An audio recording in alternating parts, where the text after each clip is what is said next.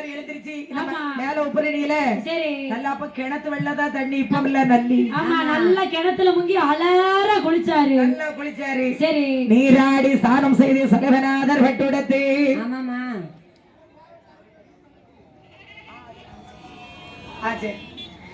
புகழும் பெருமாள் நீராடி ஸ்நானம் செய்து சலவநாதர் வட்டுடுத்து நல்லா குளிச்சாரு.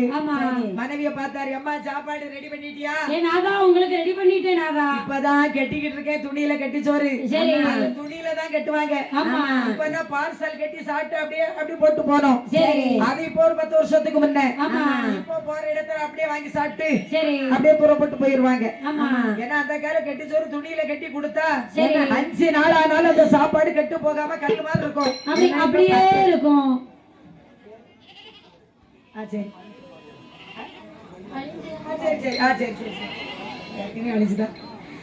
அப்படி இருக்க இப்போது நமக்கு 501 ரூபாய்களை 501 லட்சமாக அள்ளி வழங்கிய செல்வச்சிவான் யார் என்று கேட்டார். யாரம்மா?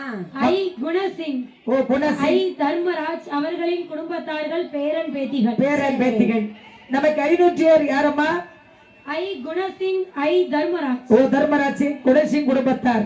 நமக்கு 501 ரூபாய்களை 501 லட்சமாக அள்ளி வழங்கி இருக்கிறார்கள். அப்பர்கள் எப்பேற்பட்ட கனவான் என்று கேட்டார். எப்பேற்பட்டவர்கள் அம்மா? அவர்கள் சாற்று ரவே ஆதரினீர் சாதி மாலை பண்ணி அவர்கள் சாட்சி வேறியவன்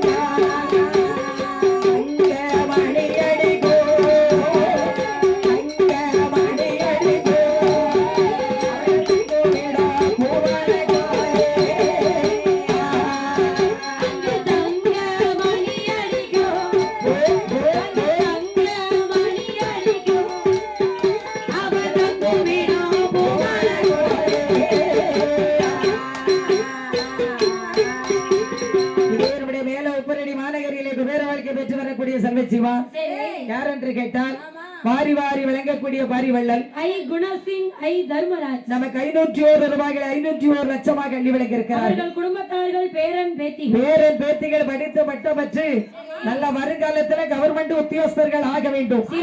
பிள்ளைகள்லாம் நல்ல பச்சைமையில கையெழுத்து போட்டு பணம் வாங்கணும். நல்ல கவர்மெண்ட் வேலை கிடைக்கணும் ஊர் மக்களுக்கு.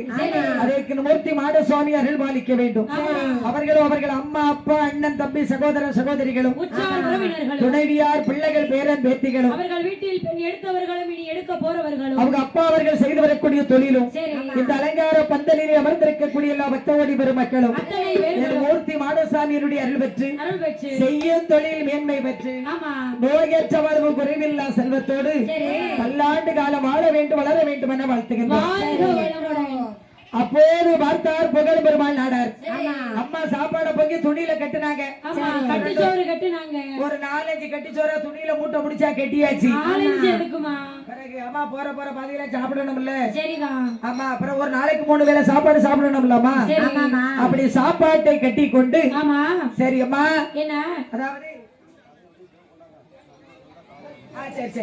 அதாவது எம்மாய பெண்ணே பரவட்டாச்சி போயிட்டு வரட்டுமா? போயிட்டு சீக்கிரமா வாங்க. ஆமா பனை ஏறணும் பாலை வந்திருக்கு. அதாவது நாடு மாடுகளை பார்க்கணும். ஆமா சரி ஆடுதான் விட்டாலும் வீட்டாலும் வேணும் இல்ல. அதனால நீங்க போயிட்டு வாங்க சீக்கிரம் நல்லபடியா நல்ல செய்தியோட வாங்க அப்படின்னாங்க அம்மா. மனைவி சொல்லி அனுப்பி வைத்தார்கள். இவர் கட்டு சொற்றை கையில எடுத்துக்கொண்டு இதே மேல உப்பரிடிய விட்டு எந்த பாதையாக வருகிறார்? அதாவது இது மேல உப்பரடி மாநகரத்தை விட்டு அவர் தற்கு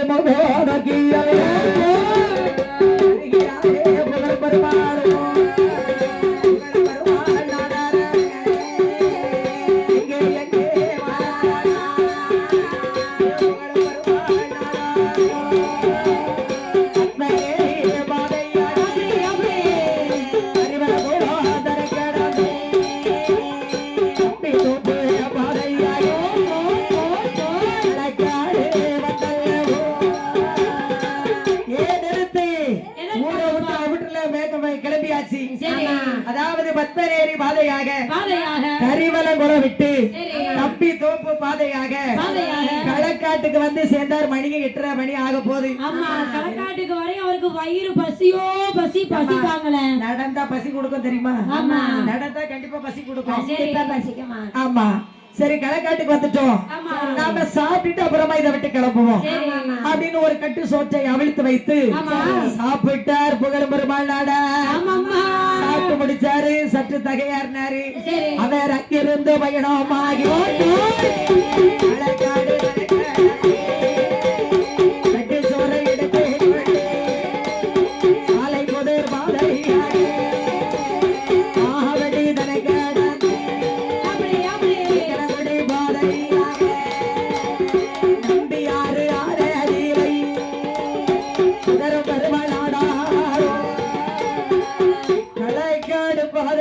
வருகிறார். சொற்றை கையில எடுத்துக்கொண்டு சாலை புதூர் பாதையாக மாவடி கடந்து திருக்கணங்குடி பாதையாக நம்பியாத்துக்கு வந்தாச்சு. திருக்கணங்குடி நம்பியார் கட்டு சோறு எடுத்து சாப்பிட்டாச்சு. இந்த மாதிரி ஆக போது ஆமா, இன்னும் கொஞ்சம் அலற குளிப்போம். இந்த ஆத்துல குளிச்சிருவோம். சரி, ஏன்னா இன்னும் நம்ம வெயிலுக்குள்ள நிறைய தூரம் நடக்க வேண்டி இருக்கு. எந்த ஊர்ல எங்க நமக்கு பணையார ஆள் இருக்காங்கன்னு தெரியல. சரி சரி, அதனால நம்ம கேட்டுதான் போக வேண்டிய இருக்கு. அதனால நம்பி ஆற்றிலே நீராடினார். புகழும் பெருமாள் நாடார். அவர் நீராடி சாதம் செய்து தேவநாதர் வந்தோடே புகழும் பெருமாள் நாடார்.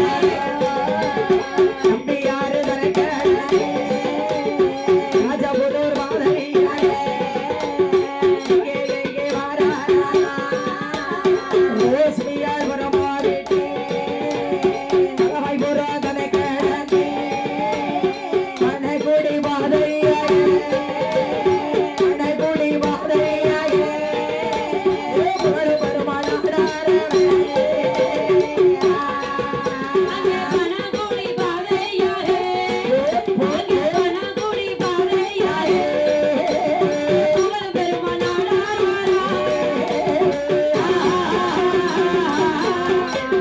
மணக்குடி தனக்காடு புகழும் பெருமாள் நாடார்.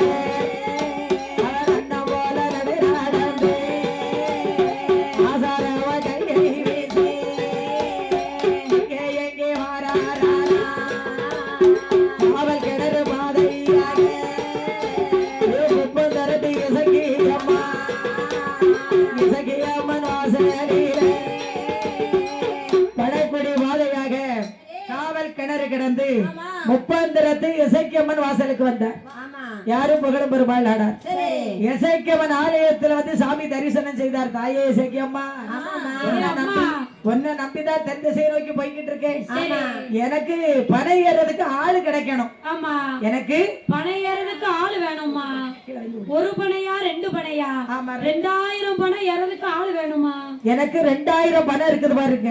சரி, இந்த 2000 பனை ஏறதுக்கு எனக்கு நல்ல ஆளா நீதான் அனுப்பி வைக்கணும். ஆமா, அப்படின்னு சொல்லி சரி, அதாவது புகழும் பெருமாள் நாடாருக்கு வராரு. எங்கம்மா வருகிறார்? அப்படியே அந்த காவல் கிணறு கடந்து முப்பந்தரத்து இசைக்கியம்மனை தரிசனம் செய்தார். சரி, ஏன்னா முப்பந்தரத்து இசைக்கியம்மன் பவரான இசைக்கி. அப்பா நம்ம தெற்க வடக்க வில்லுபாட போயிட்டு வரும்போது ஆமா வரும்போது அதுல இறங்கி சாமியை கும்பிட்டுட்டு தான் வருவோம். நாம 20 ரூபாய் கொடுத்தா அந்த கயிறு தருவாரு. ஆமா, அதாவது நம்ம சாமியை கும்பிட்டு எந்த காரியத்தை நினைக்கணும்னு வைங்க. சரி, அதாவது நம்ம அவன் அதாவது நினைச்ச காரியம் நடக்கும். சரி, அதாவது இசைக்கியம்மனை கும்பிட்டோம்னு வைங்க, ஆமா நமக்கு நினைச்ச காரியம் நடக்கும். சரி, அப்போது இசைக்கியம்மனை சாமி தரிசனம் செய்துவிட்டு அதாவது புகழும் பெருமாள் நாடார் இங்கு வர்றாரு பாருங்க. சொற்ற கையில் எடுத்துக்கொண்டு அவர் ஆடல் வயா மொழியோ மீட்டு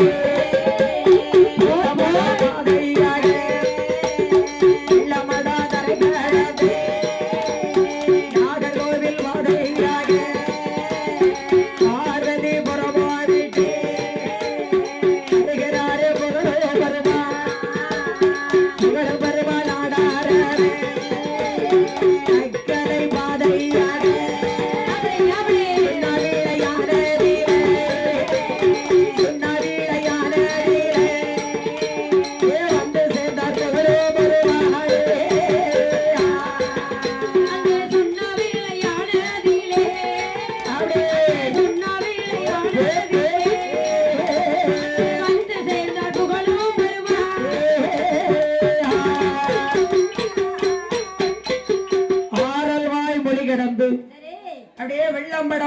அடுத்ததாக நாகர்கோவில் விட்டு அந்த பார்வதிபுரம் விட்டு தக்கலை பாதையாக சுண்ணாவிளைக்கு வந்தார். ஊர் பேரு சுண்ணாவிளை. எங்க வந்துட்டாரு? புகழ் பெருமாள் நாடார் சுண்ணாவிளைக்கு வந்துட்டாரு. தக்கலை தாண்டி சுண்ணாவிளைக்கு வந்தாச்சு. ஆமா, நம்ம எல்லா ஊருமே கடந்து வாரோமே, இந்த ஊர்ல விசாரிச்சு பாப்போம். விசாரிக்கணும் இல்லையா? ஆமா, ஏன்னா அவ்வளவு தூரம் விசாரிக்காம வந்தாச்சு. இன்னைக்கு நம்மளதான் பார்க்க வராங்க. இன்னைக்கு நம்ம ஊருக்குள்ள ஒரு 4-5 வில்லு இருக்கு சிவகாமிபுரத்துல. சரி, அப்ப நம்மள தேடி வர்ற ஆளுக்கே கேட்பாங்க. ஆமா, ஐயா முதல்ல கேட்டுவாங்க வில்லுக்காரங்க வீடு எங்க இருக்குன்னு. சரி, அவங்க சொல்லுவாங்க அங்க ஒரு வில்லு இருக்கு, இங்க ஒரு வில்லு இருக்கு, தெற்கு ஒரு வில்லு இருக்கு, வடக்கு ஒரு வில்லு இருக்கு, மேற்கு ஒரு வில்லு இருக்கு பாங்க.